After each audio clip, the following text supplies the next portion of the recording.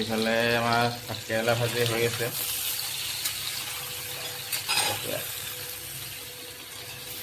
ইয়াতে নিমখ দিয়া হৈছে, হালধি অলপ দেৰিকৈ দিম, অলপ দিব দিছোঁ।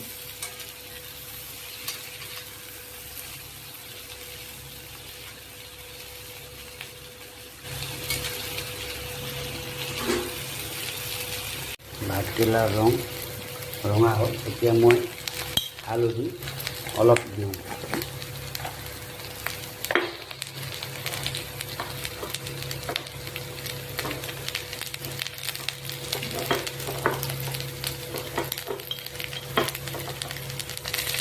কম পৰিমাণে হালধি দিওঁ,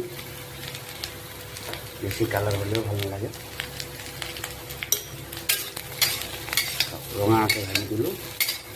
এতিয়া আৰু বেছি টাইম নালাগে, সিজিব হৈছে আৰু কেনেকুৱা হৈছে টেষ্ট কৰি জনাম বাৰু। এইটো আমাৰ ভাতকেৰেলাটো ধুনীয়া ৰঙা হৈছে। এটা আৰু 5 মিনিটৰ পিছত কম জুই কৰি ঢাকি থৈ দিম। তাৰপিছত ইয়াৰ কালাৰটো ভাল হ'ব, তাৰপিছত খাই ভাল লাগিব। আপোনালোকে এনেকৈ বনাই খাই চাব, কেনেকুৱা হয় কমেণ্ট কৰি জনাব।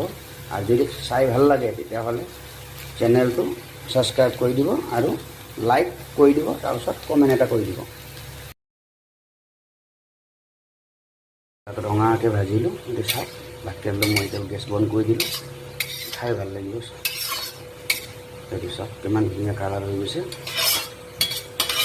যদি আপোনালোকে এনেকৈ বনাই খাই চাব পাৰে। মই আলু দিয়া নাই, আলু খাই ভাল নালাগে, সেইকাৰণে আলু দিয়া নাই। আপোনাৰ অকল ভাতকেৰেলা ভাজিছোঁ, ভাল লাগিছে চাওক।